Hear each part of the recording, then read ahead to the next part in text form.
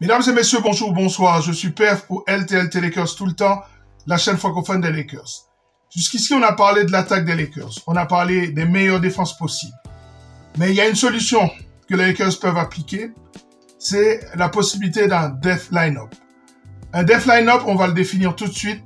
C'est le 5 qui va permettre aux Lakers de déployer leur dynamisme, leur switchabilité qui va être difficile pour n'importe quelle équipe de la ligue de pouvoir défendre contre ce système. Nous allons en parler tout de suite. Lakers tout le temps, c'est tout de suite. Step 1, wake up early, gonna rise with the sun. Step 2, get some good, some food in you. Step 3, think real hard about what you wanna be. Step 4, everybody just do your thing. Wake up, today's gonna be a good day. Wake up, today's gonna be a good day.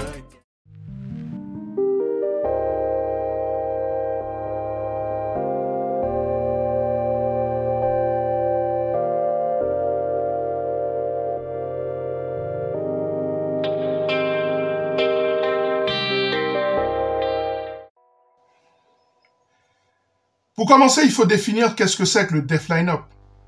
Le death line-up, pour moi, il a été inventé au moment de la dynastie des Warriors. Surtout quand Kevin Durant est rentré dans cette équipe. Maintenant, vous avez 5 joueurs qui sont sur le terrain, qui sont interchangeables. Et ça rend difficile la défense sur cette équipe.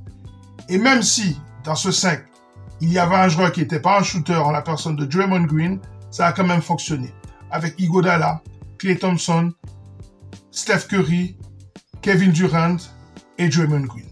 Ça, c'était le 5 qui a donné pas mal de fil à retordre à pas mal de défenses en NBA. Et donc, ce concept a été généralisé dans plusieurs franchises, notamment l'équipe de Boston. Et aujourd'hui, les Lakers ont la possibilité d'avoir un death line-up assez puissant. Nous allons en parler tout de suite.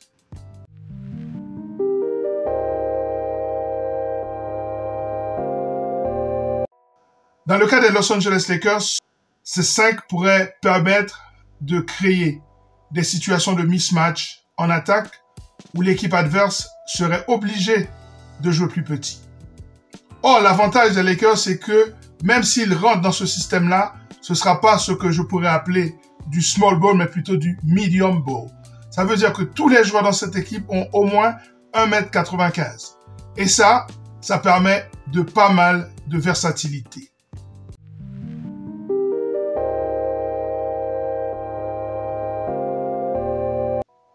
Et ça permet également de pouvoir cacher certains mauvais défenseurs dans un système où il y a énormément de mouvements, où les mains sont actives, où les bras sont longs.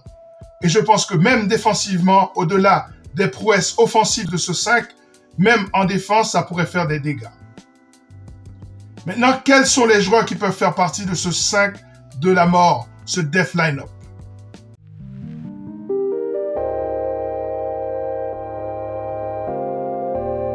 Sur le poste 1, Luka Doncic, en meneur de jeu, en organisateur de ce death line-up, en joueur capable de créer pour tout le monde. Sur le poste 2, Dorian Finney-Smith, capable de défendre sur le plus petit de l'équipe adverse, même si c'est pas un excellent défenseur sur le point guard, mais au moins dans un système, il peut aider. Avec ses longs bras, il peut poser problème à pas mal de joueurs. On l'a vu notamment face à Tyrese Haliburton. Sur le poste 3, Rui Hachimura. Long bras, taille, puissance. Lui, ce serait pour l'attaque.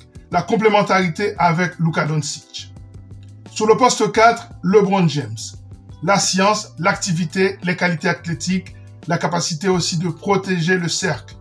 Et sur le poste 5, Jared Vanderbilt. Oui, un peu dans le rôle de Draymond Green.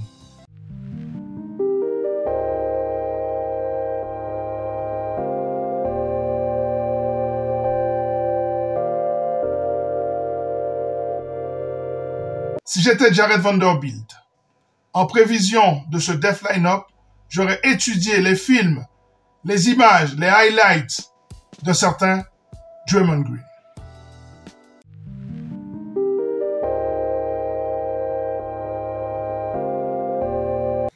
L'avantage ultime du death line-up, c'est le positionless basketball.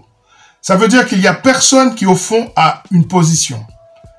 Tant en attaque qu'en défense, Tout le monde est interchangeable avec tout le monde. En défense, on peut switcher. Il n'y a pas de 5, il n'y a pas de 4. Tout le monde peut, l'espace de quelques secondes, être sur le poste de n'importe qui. En attaque, ça permet pas mal de coupures, le jeu en cut, les pick and roll en tête de raquette, la vitesse d'exécution. Eh bien, ce basketball sans position peut être un remède à l'absence d'Anthony Davis. Est-ce que ce système est viable face au gros line-up avec des joueurs super forts comme Jokic? Non. Mais face à n'importe quelle autre équipe, je tenterai bien ma chance. En tout cas, au moins pendant une vingtaine de minutes au cours du match qui dure, pour rappel, 48 minutes.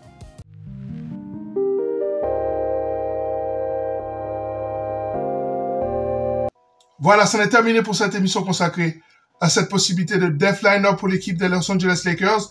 Nous reviendrons très bientôt puisque les Lakers jouent mercredi face à cette équipe de Charlotte. Le match qui a été annulé en raison des feux de forêt. Restez bien sur cette chaîne, Lakers tout le temps. La chaîne francophone des Lakers pour une nouvelle émission consacrée à cette franchise mythique. À très bientôt. Ciao.